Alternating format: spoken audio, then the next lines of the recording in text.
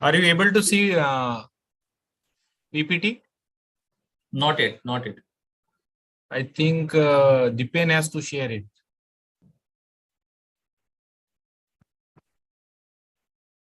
Dipen, please look into it. Sir, you can share. Just click on the share screen. Share screen.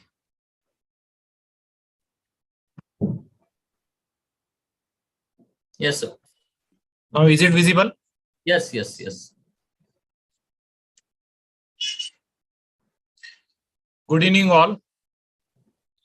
Before starting my presentation, I would like to thank Dr. Prahlad Kotkar, President, and Dr. Sachin Chandolkar, Secretary, ISA City Branch, Aurangabad. They have given me this opportunity to share my experience with you all. This is the outline of my presentation. Sachin, as Sachin already told that you may have read that case which I have posted on some WhatsApp group. So we will first talk regarding that case. Then we will see the Indian statistics regarding the CPR survivals. Sachin actually suggested me to talk regarding beyond CPR. So it made me think, at least for last 18 days, what really lies beyond CPR. And that's what I'm going to present today. This was a case of my young friend who had no comorbidity. Actually, I saw his fingers with clubbing, so I advised him to get investigated, and we found that he's having polycythemia, but we could not find out the cause. He has no addictions, and just few days before this event, he had a knee injury for which he was taking diclofenac and paracetamol. On the day of event, I was doing yoga at my home, and I got a panic call from his wife, and she told me that he is having nausea, vomiting, and sweating. So I initially thought that this is some sort of gastric upset, but on further inquiry, my friend told me that he is having heaviness of chest, his BP is high, and he's sweating profusely. So I thought this looks an emergency situation. I told him that get ready and I will come to pick up you so that we can go to the hospital. When I rushed to his home, on the way, I got many phone calls from his wife, then from his father, and with every phone call, I was also getting panic because the prognosis of the event was not in right direction. When I reached at his home, I saw that he is lying dead. There are no signs of life. There was no pulse. He was not breathing. His eyes were popping out. So though I was emotionally, it was a very emotional and intense moment, but I started thinking that I should act instead of thinking what will happen if I do not do something for him. So I immediately started compression only life support. Actually, I was having anesthesia kit in my car, so I could have easily intubated him, but there was no help to ventilate and at the same time give chest compression. So I thought that it is better to shift him with compression only life support. So with the help from relatives, we shifted him to the back seat of my car, and I continued CPR only compressions only life support in that moving car. We reached in a United Sigma hospital in another, I think, 5 to 7 minutes. As I am working in United Sigma hospital since its inception, I was knowing each and every staff there in the casualty, which helped me a lot. After reaching there, the staff and RMOs took over the chest compression. I immediately intubated him. Nurses attached the monitor, and we noticed that he is having ventricular fibrillation. Now, at this point, I was thinking, what is the cause of this ventricular fibrillation? Either he could have MI, but as there were no comorbidities, he was not having any addiction. So I thought MI is a very less likely. So he had knee injury only 8 days back, and for that he is taking diclofenac, and also he is having polycythemia. So I thought he probably developed DVT, and because of that he had pulmonary embolism. So I was thinking in that direction, but fortunately cardiologist and my anesthesia colleagues reached there immediately. And when cardiologist did the echo, he said that pulmonary embolism is ruled out because RARV is normal. So he immediately said that as this ventricular fibrillation is not responding even to 15 DC shocks, we should thrombolize him. So immediately tenecteplase was given, and with tenecteplase reaching his heart, immediately the rhythm, ventricular fibrillation, converted to the sinus rhythm with massive ST elevations. So cardiologist said that he is having massive anterior MI.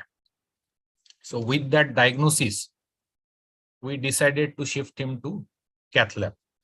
Now, whenever you see a patient who is having anterior or myocardial infarction, then his chances of survival depends how quickly that patient reaches to cath lab, and we do angiography and if required angioplasty.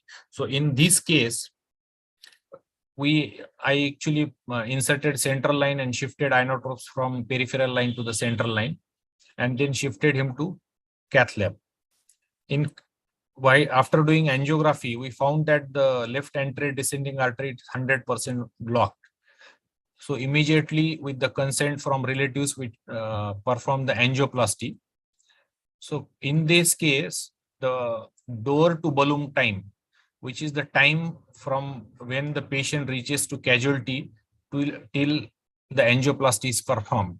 So this patient was very fortunate that the door to balloon time was less than 60 minutes. Initial 40 minutes we did CPR to him, and in another 20 minutes angioplasty was done.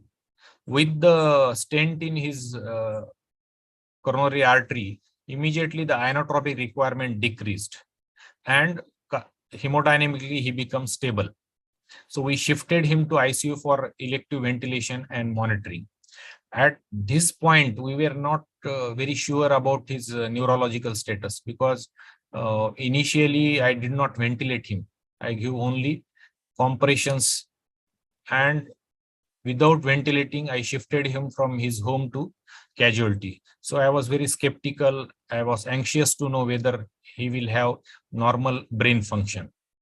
But fortunately for him as well as for me, he was awake and he was obeying commands at around 4 p.m. in the evening. So then we stopped the sedation, we stopped paralyzing agents, and he recovered rapidly. But as you know, after any cardiac arrest, patient will have post-cardiac arrest syndrome. And due to this syndrome, the liver functions and kidney functions were derailed. But fortunately, he responded well to the treatment and he recovered rapidly in next 5 days. Only complaint at the end of 7 days was that he is having rib pains and the chest pain because of the aggressive chest compressions given by me and my colleagues in casualty. Fortunately, he was discharged on 7th day of admission. Here is his picture while discharging. He is sitting on the wheelchair, but neurologically absolutely intact. He was remembering each and everything except that 5 minutes when he was unconscious. But fortunately for his family and for me, his brain function was absolutely normal. But in India, this is not the outcome in all cases. As we know, almost 70% of cardiac arrest occur at home, and 90% people who had cardiac arrest out of the hospital will die. As an anesthetist, we know that even a minute delay in resuscitation will decrease the chances of survival almost by 10%.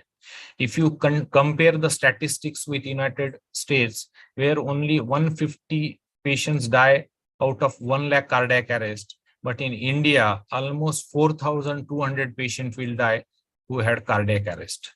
And why this is happening? Why the CPR is not successful in India?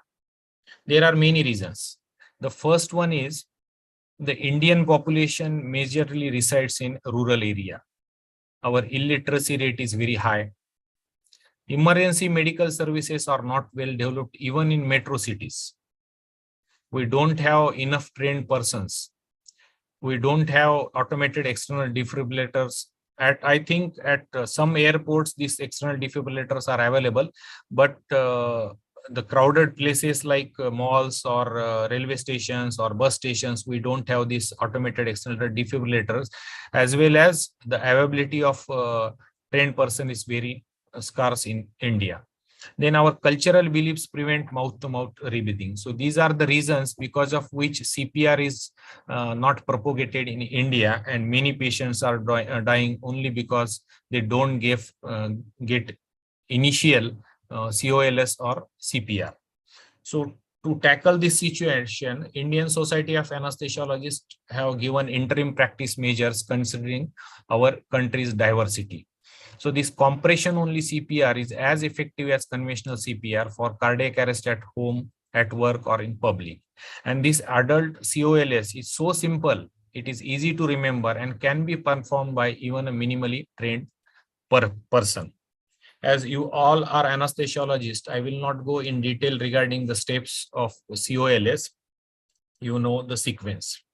But what happens once the patients get COLS or a basic life support after arrest? Usually, these patients will have a return of spontaneous circulation if adequate CPR is given. Then these patients will be admitted in ICU. And if they are fortunate enough, they will be discharged from the hospital. But many patients die. And the causes are brain injury, myocardial dysfunction, multi-organ failure, and the metabolic causes.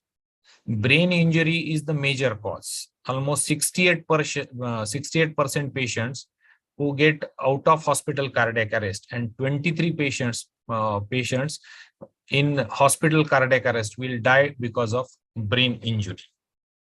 So brain injury is the major culprit behind death of these patients. As you all know, once patient had cardiac arrest, the brain will not receive oxygen. And coma and related disorders of arousal and awareness are very common presentation in post-cardiac arrest brain injury. Cortical areas are highly vulnerable to hypoxic ischemic injury. Some patients who regain consciousness but will have significant neurological impairment, myoclonus, and seizures. This is the pathophysiology where impaired cerebrovascular autoregulation, cerebral edema, and post-ischemic neurodegeneration will cause brain injury. Clinically, it will manifest with coma, seizures, myoclonus, cognitive dysfunction, or the persistent vegetative state. And the potential treatment is therapeutic hypothermia, early hemodynamic optimization, airway protection, and mechanical ventilation. So when Sachin told me to have talk regarding beyond CPR, so he suggested this title, Beyond CPR. Then I was thinking what actually lies beyond CPR. Then with my own experience, I can tell you that beyond CPR lies the quality of life and the neurological outcome. Even if a patient who had cardiac arrest either in hospital or at home, if he survives and he is not neurologically intact, then it doesn't mean to that patient or his relative that life is very miserable. So as an anesthesiologist, we should see that these cardiac arrest survivors will have a very good quality of life, and this quality of life will depend mainly on the brain function. So we should try our level best to have the normal brain function after CPR. So what we can do to have this normal brain function? So there are many strategies to have a better neurological outcome. These strategies are related either to ventilation, then cardiac stabilization, related to blood pressure, blood sugar, hypothermia, then anticonvulsant therapy. There are only few drugs. which can have some neuroprotection in patients with cardiac arrest. So let's see these strategies one by one. Usually, once the patient had a cardiac arrest, anesthesiologist or some physician intubates the patient, we try to ventilate that patient with 100% oxygen. But in these patients, this 100% oxygen will worsen their neurological outcome. Our aim in these patients should be to have saturation of around 95%. We should not aim for 100%, and we should adjust FiO2 according to the saturation of 95. Hyperventilation is not a good strategy in these patients. We should aim for normocarbia. So how we can adjust ventilation according to the PCO2 level? For that, we can, as an anesthesiologist, we are regularly using ATCO2 in operation theater. Same ATCO2 can be used in ICU settings, so that we can ventilate patient adequately and not ventilate him overzealously, so that he will have hyperventilation. We need to do arterial blood gas regularly, so that we can adjust FiO2 as well as PCO. If these patients are having ST elevation myocardial infarction as per ECG, then these patients are to be subjected immediately to the angiography, and if required, angioplasty is to be performed immediately. If door to balloon time is then less than 90 minutes, then many studies have shown that this time will save their myocardial muscle, and hemodynamically patient will be stabilized very early. If patient's heart is normal, then to maintain the normal blood pressure, we have to optimize his right heart filling pressures with the use of IV fluids. The target CVP is around 8 to 13 millimeters of mercury, and these patients may require 3.5 to 6 liter of intravenous fluids in first 24 hours. We can use appropriate inotropes to maintain the blood pressure. We should not aim for very high blood pressures. Even a mean arterial pressure of around 70 to 80 will be more than sufficient. Hyperglycemia is very common after cardiac arrest. Whether these are patients are diabetic or non-diabetic, but invariably these patients will have hyperglycemia. So we have to treat this hyperglycemia with insulin infusion, and our target blood sugar concentration should be around 150. We should not use steroids routinely in these patients, and steroid use is not recommended.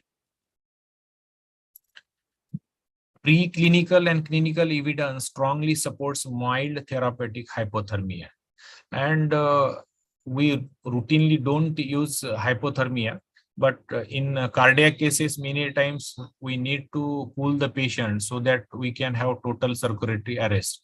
So it is not a very difficult thing. Even we can keep ice bags around his head, and we can cool the patient. So with patients coming to your setup, we can cool these patients to 32 to 34 degrees Celsius for initial 12 to 24 hours. And this will improve their neurological outcome. If hypothermia is not feasible, or if it is contraindicated, then at any cost you should prevent pyrexia. The risk of poor neurological outcome will increase with each degree of rise in body temperature above 37 degrees Celsius. Prolonged seizures are common in post-cardiac arrest patients, and these seizures will further increase the cerebral injury. So we have to treat these seizures promptly and effectively with benzodiazepines, phenytoin, propofol, or barbiturates. Clonazepam is the drug of choice for the treatment of myoclonus. All these drugs can cause hypotension, so we have to use this drug as per doses and cautiously, and if required, you can add inotropes, as I already mentioned.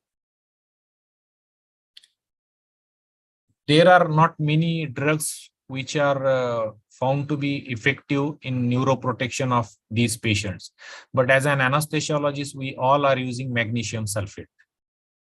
This drug, apart from having antiarrhythmic properties which will help to stabilize his heart rhythm, but it, in combination with hypothermia, it will also protect his brain. So if these patients, if they are having adequate urine output, then without any fear, you can use magnesium sulfate in those patients so that we can salvage their brain function. Now, what we discussed till now was regarding the patients who had arrest outside the hospital. But as an anesthesiologist, we see many patients are arrested either in ICU or in casualty or in ward, or unfortunate events also occur on operation table. So in these scenarios, we can definitely use high doses of midazolam, fentanyl, thiopental sodium, or propofol to reduce the CMR-O2. At this point, I will share another case. 2 months back, one 13 years boy was posted for aortic valve replacement. He was having congenital severe aortic stenosis. He was not able to walk even 2 steps. So I was already anticipating that this patient may have cardiac arrest while induction. So when I put central line, connected inotropes, and then inserted arterial line, and I induced him. After induction, though his blood pressure was normal, he started having ventricular fibrillation. At that point, I induced him with 200 milligrams of 200 micrograms of fentanyl and 5 milligram of midazolam. His weight was only 35 kg. So this was a high dose for him, but he required 56 DC shocks. And with continuous CPR, his chest was opened, he was put on cardiopulmonary bypass, and aortic valve replacement was done. So I was not very sure, but I thought that I have done a good job to protect his brain. And fortunately, next day he was extubated. He had only one episode of convulsion, which was treated with medical management, and he was discharged on 8th day. So as an anesthesiologist, if we face cardiac arrest on table, then definitely we should try to use our routine induction agents so that we can decrease the cerebral metabolic requirement of oxygen.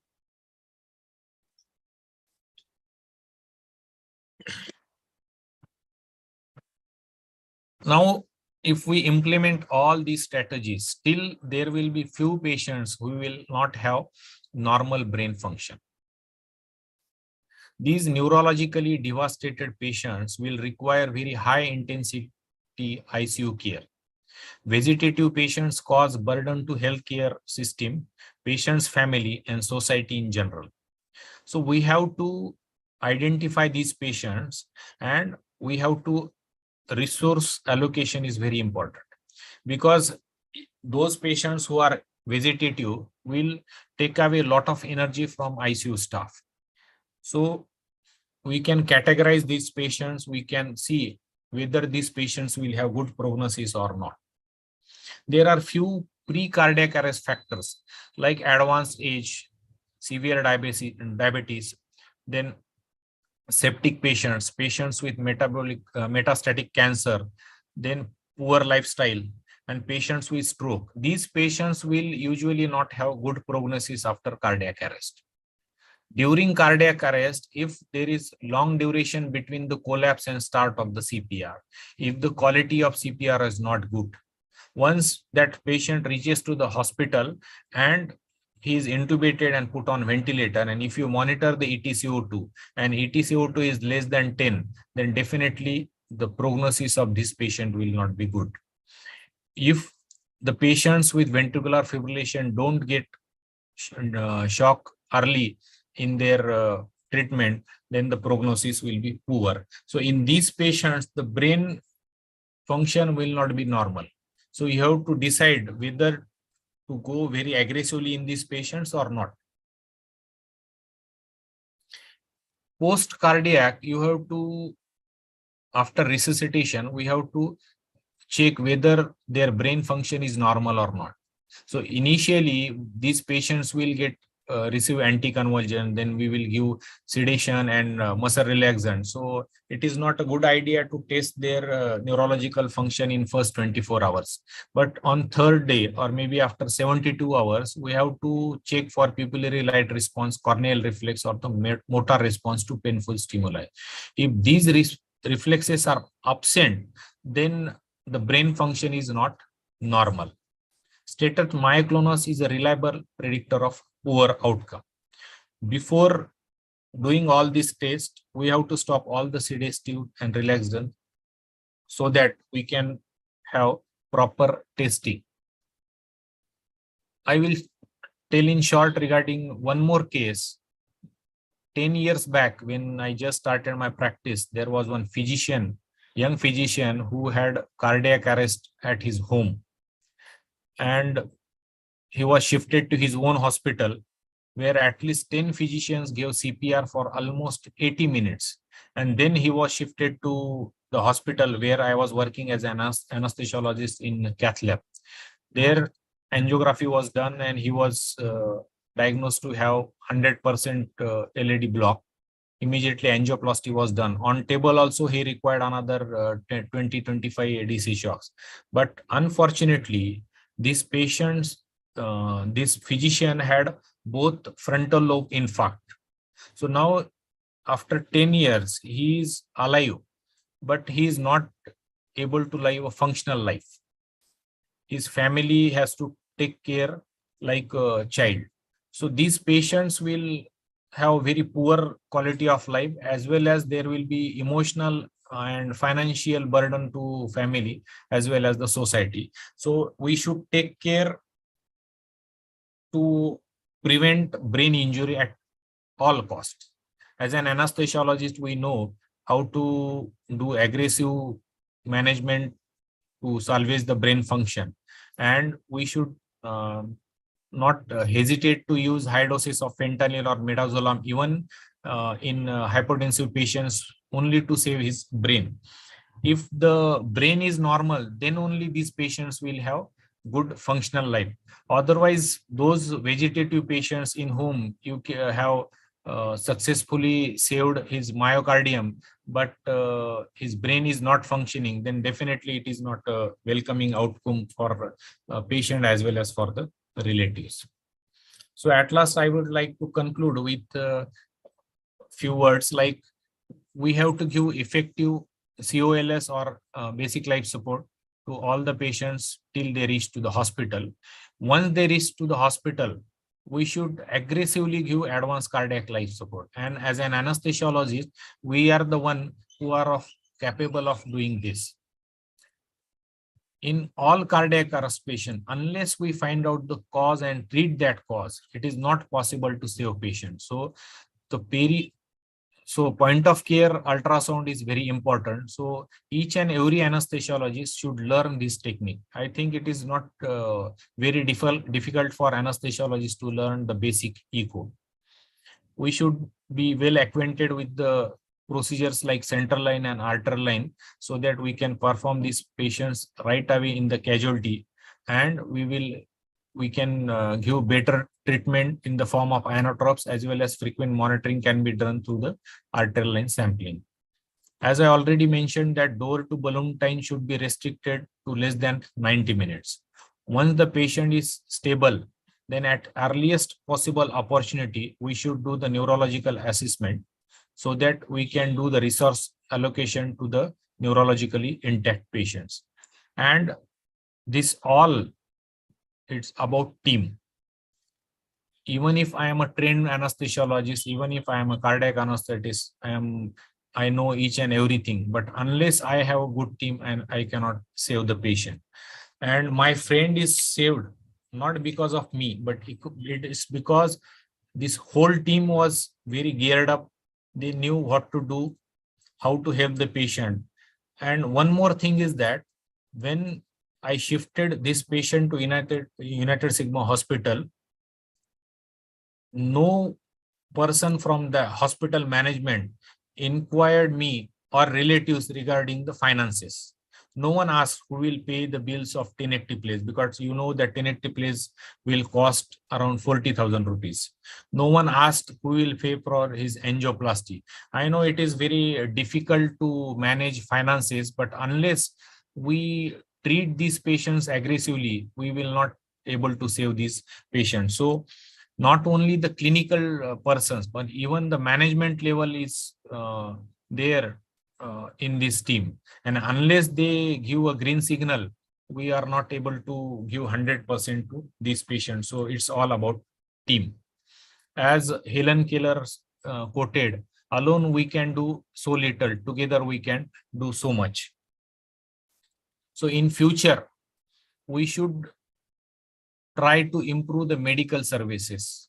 I think in India, we don't have emergency medical services at all places. Now at few medical colleges, they have already started post-graduation in emergency medical services. I think in coming years, these services will be available at villages also. And being an anesthesiologist, we should try to train each and every staff of the hospital, and also we should try to visit the schools and colleges where we can teach this COLS to all the students. So it is very easy to have good imprint of COLS on the students' mind. So I think that COLS propagation will happen only if we reach to the schools and colleges. So with this, I conclude my presentation. I thank again ISA City Branch Nanded for giving me this opportunity. Thank you.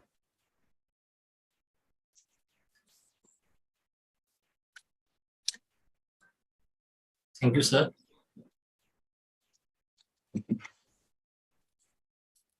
It's a very great thing that you are able to help your friend, and that's something like you did for his family also. They are in very great debt to you. And basically, sir, how you think that you should not intubate in this case, and you will go ahead with COLS only? Actually, when I reached to his home, his relatives were crying.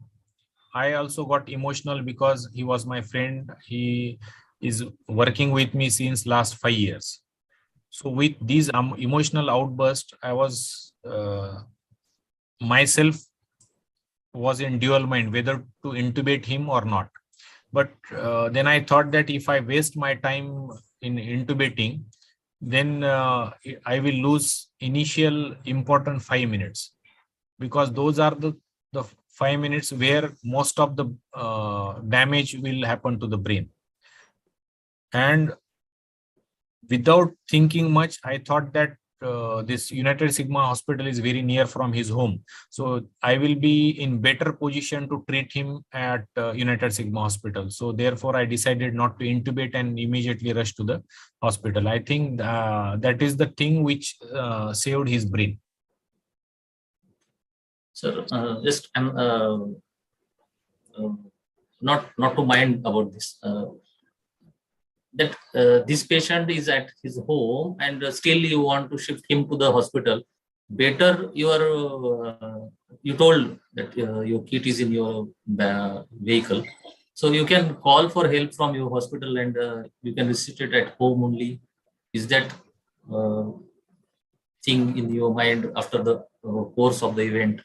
But in that case, I would have lost another 5 to 10 minutes. Even if I would have called my group members, they would have taken another 5 to 10 minutes to reach to the spot. And one more problem was that as I was knowing his home, but my colleagues, they don't know his address. So it will take another 5 to 10 minutes, and that are the most precious 10 minutes. I think initial 5 minutes are very crucial. So yes, sir. Without You're any right.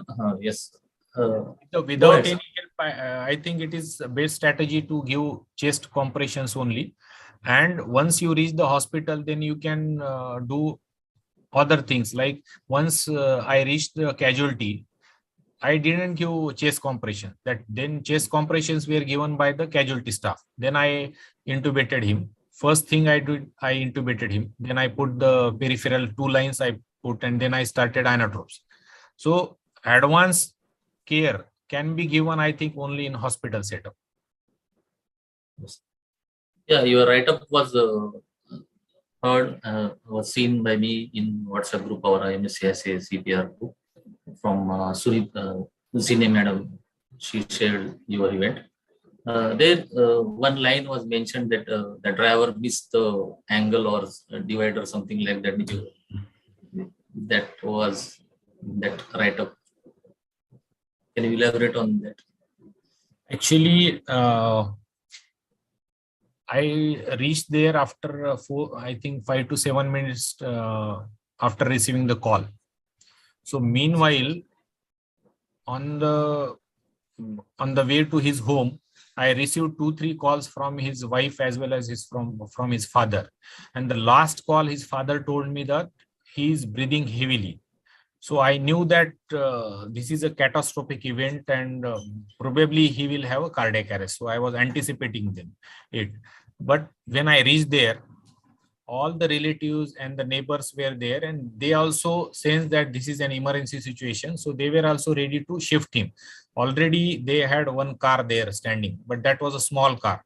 So I requested that I will shift him only through my car so that I can give chest compressions. And I requested that please someone drive my car. So someone from the crowd said that I know driving and I will drive. So I thought that he is from the same locality and he knows where is the United Sigma Hospital, but he was not from the same locality. Actually, he joined as a security person there, and it was his first day of duty. So when I told him that we want to go to United Sigma Hospital, on the way he asked me from where I should go. Then I was giving chest compression, and I was also directing him. So we have to go from this road and that road. But unfortunately, he reached to a dead end. So already I was in stress to save my patient's life. And this fellow was wasting time. Then I shouted at him that please take vehicle from the bridge and we will reach to the hospital. Then it took another, I think it delayed maybe 2 to 3 minutes, but he safely reached a hospital. And then once we were in the hospital, then because I was working there since so many years, and all the staff and RMOs were knowing me, so further progress was smooth.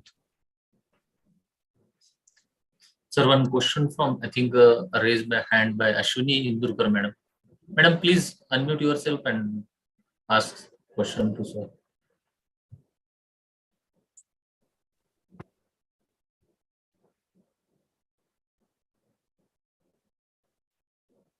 Dipen,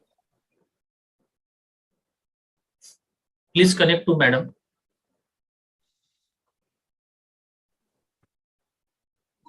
Hello. Dipen, Ashwini madam has raised her hand. She wants to speak some or ask question.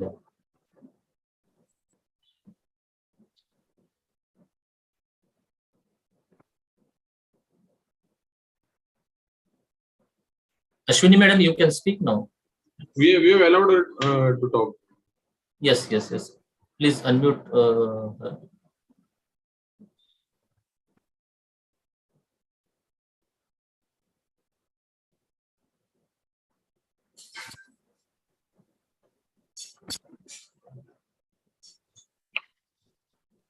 Dipen, can you unmute her? Have already allowed her to talk. She has to unmute herself. Yes. Ashwini madam, please unmute yourself and ask question.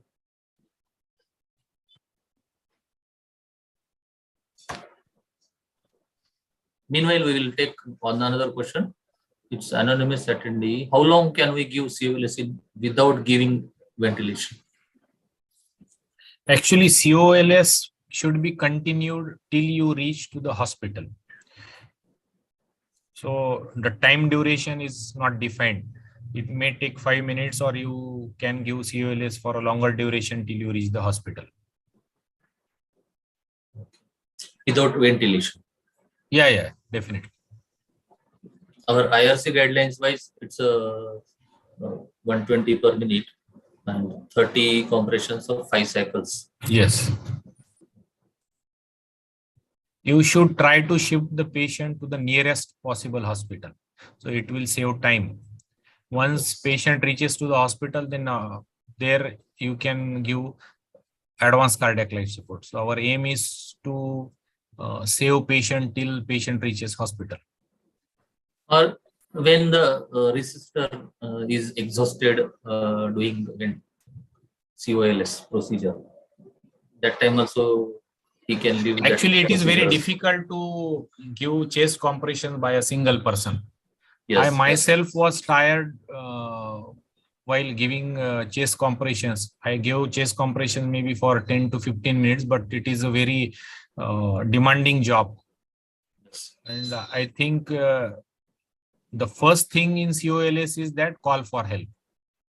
Yes. Once you see that someone is lying there who is unconscious, he's having cardiac arrest, then immediately call for the help and then start the chest compression, so that once someone reaches the spot, you can always exchange hand and give one by one chest compressions. So it's a single-handed person, he can do for 5 cycles and then stop or do continue till he exhausts. Yes.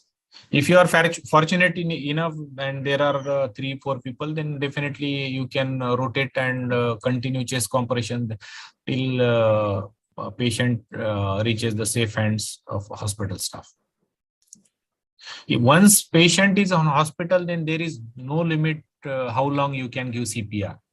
Few years back, our team member, Dr. Ramdas Kodwe, he witnessed a cardiac arrest of a X-ray technician in ICU.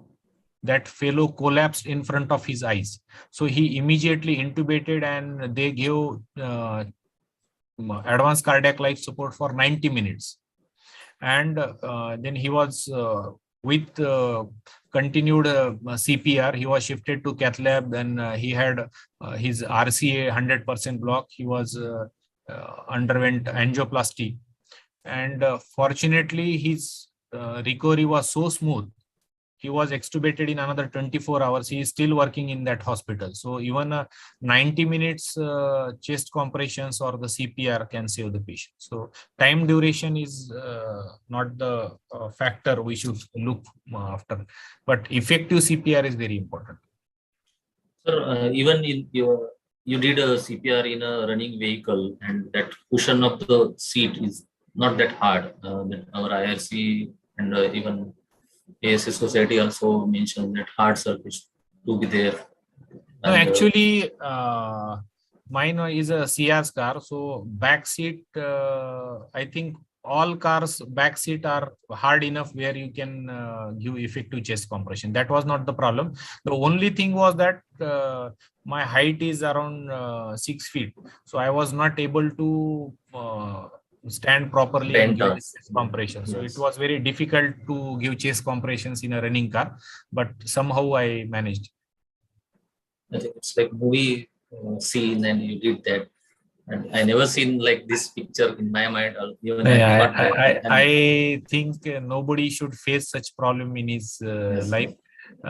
If there is an event with our dear ones, then it becomes very challenging emotionally for us to treat him. So we have to keep the calm, at the same time we have to treat him. So it is really challenging, and I was actually drained out after doing everything. And once the patient was shifted to CCU, then I went to his home. I consoled his parents, and immediately I switched off mobile and took rest for another 4 hours. So that was very challenging for me. Really exhaustive work you did in that period, and that moment you have that much energy, and really appreciate you also. Sir, question from Dr. Devendra Lakshman Bhosle, sir.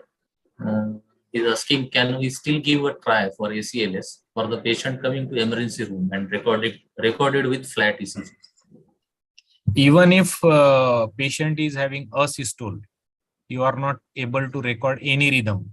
I think you should try to find out the cause, and unless you find out the cause and treat the cause, you will not have ECG. So always try to find out the cause. There are many times metabolic causes, like the patient is having hyperkalemia, and unless you treat hyperkalemia, patient's ECG will not revert to the normal sinus rhythm. So I think that is the reason I told that the point of care ultrasound is very important in casualty or in ICU, even in operation theaters. Many times we hear that there is some cardiac arrest or some young patient died in operation theater. So I think even our colleagues, they don't give CPR for long duration. So only continuing CPR is not of help, but you have to, while continuing the CPR, you have to try out to find out the cause. And once you know the cause, then definitely you can treat that cause and patient will have some signs of life.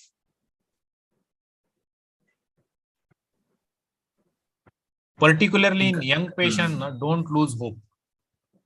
Yes, Young sir. patients will respond very well. Then another category is pediatric patients. The pediatric patients will tolerate hypoxia for a longer duration, and their recovery is also very good. So I think in pediatric patients and in young patients, particularly those patients who are in operation theater where anesthesiologist is available, I think we should give our best efforts to save the patient even for longer duration. As I already told that already our colleague had given CPR for 90 minutes and that patient is still working.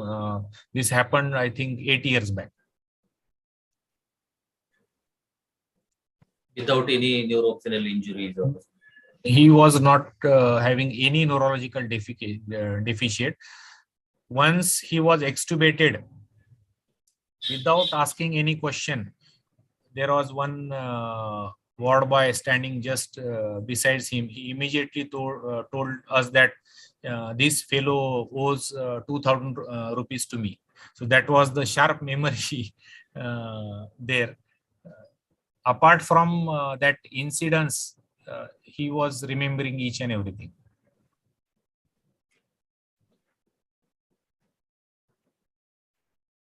Zakir sir, Zakir Patel sir, our next GC member, is asking, actually he's appreciating your work, sir. Excellent management and presentation, Sujeet sir.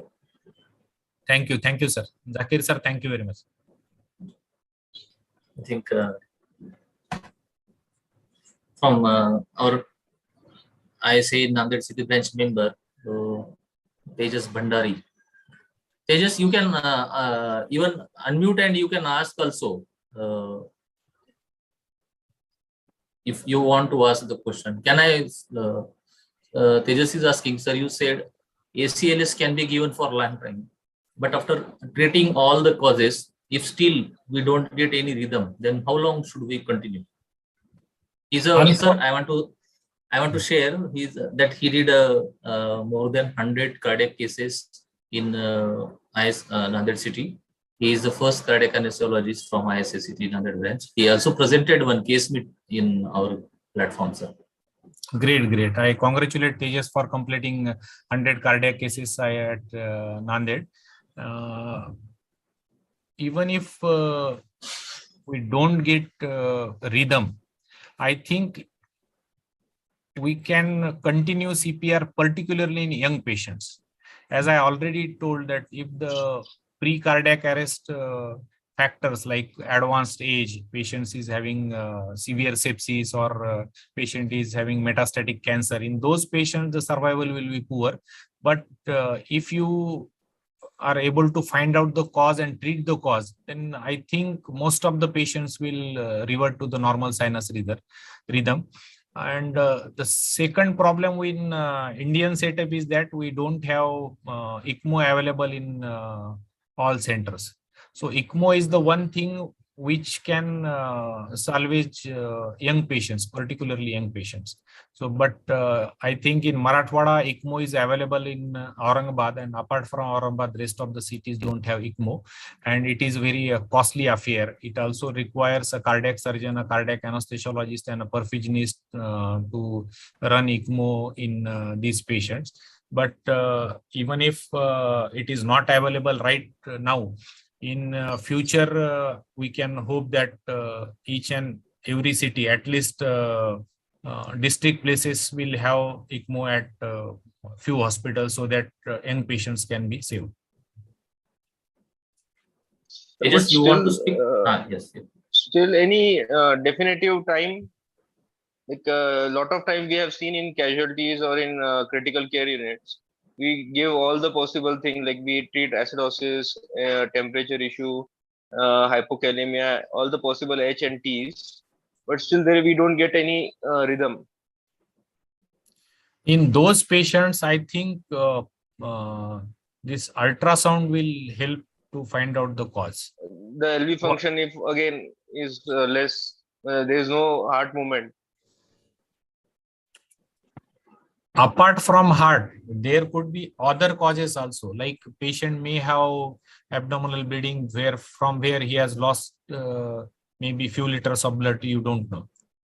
Many times there is retroperitoneal hematoma and patient has lost maybe 2 liters or 2.5 liters of blood, but there are no external signs of hemorrhage. So in these cases, we randomly treat that patients for cardiac arrest, but the real culprit is the hemorrhagic shock. So basically, these patients will require massive blood transfusion, and only then we can save these patients. So focus is very important.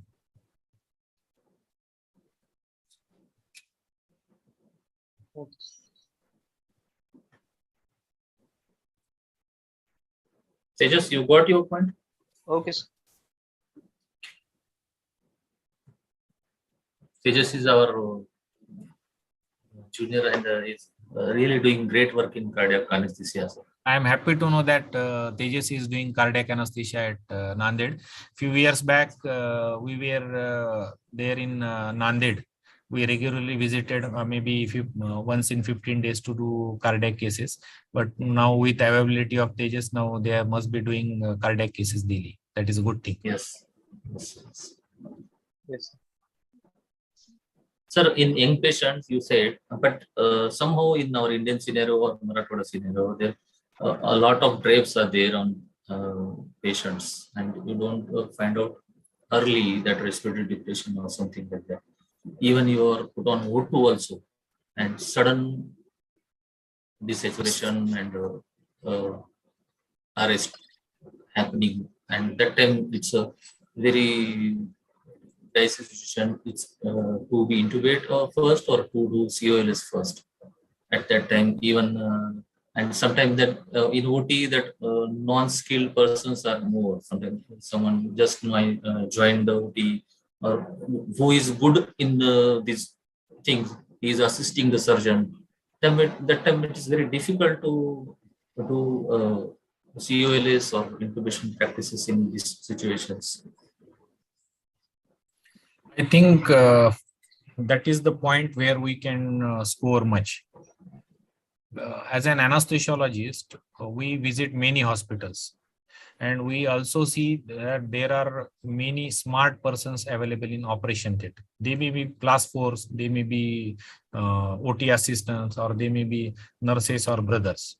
So these, you have to pick up these smart people, train them in COLS, BLS, and also ask them to do certified course of ACLS. So these patients, if you get trained at least 1 or 2% in each hospital, they will help you in such scenarios. Without team, you cannot help patients. So for that, apart from upgrading our own knowledge, apart from increasing level of our skills, we have to train these hospital staff. As an group in Aurangabad, wherever we give anesthesia services, we offer these COLS courses free of cost to all the hospitals where we give anesthesia services. So we have our own mannequin, and in few hospitals we are doing this COLS refreshment every 3 months. So that is the thing which will refresh knowledge of all the OT staff. Even the security guard who is at the door of the hospital, he is also included in the training. Many a times we see that we are busy in operation theater, and surgeon is also with us in operation theater, but his OPD is full, and in that OPD there are few patients who will collapse. It is not that they have cardiac arrest, but they will have vasovagal, and unless you treat them effectively, they will not survive. So these simple things like training the hospital staff will help not only patients, but they will also help us to manage the patients effectively. Yes, really, this thing should be learned from you, that teach our colleagues and surrounding staff. That is a very good point, sir. I think we can conclude now. It's 9 o'clock, and it's very good talk with you on CPR week. Thank Any you, questions Sachin. from? Still, I'm asking to audiences. Any question or any? Can you raise hand also, or you can type in question box also that any question you want to ask to sir.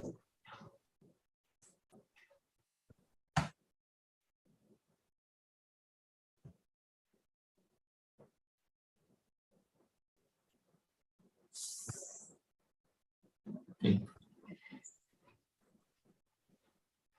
I think no questions. No question from audience. I feel so. Thank you, So, Sachin. You give me yes. opportunity, and the most important thing is that you suggested the title. That title made me think, and I read few more articles, and it opened a totally new vision even for me. So I really thank you for that, and also to the ISCCT branch Aurangabad for giving me this opportunity. I did my MBBS from Nanded, so I have special feelings from Nanded. So I am very happy to be with you. Thank you.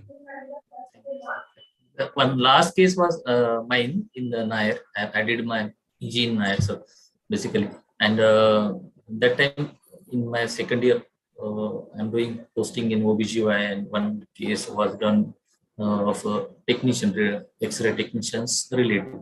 It was LSCS, and then at 6 o'clock or 7 o'clock in the evening, and that section was done peacefully. Nothing was happened. And after closure, we are just gossiping with each other and chit-chatting. And that time, sudden cardiac arrest was happened. And we have that time with us one lecturer, senior resident, junior resident. All these teams were there.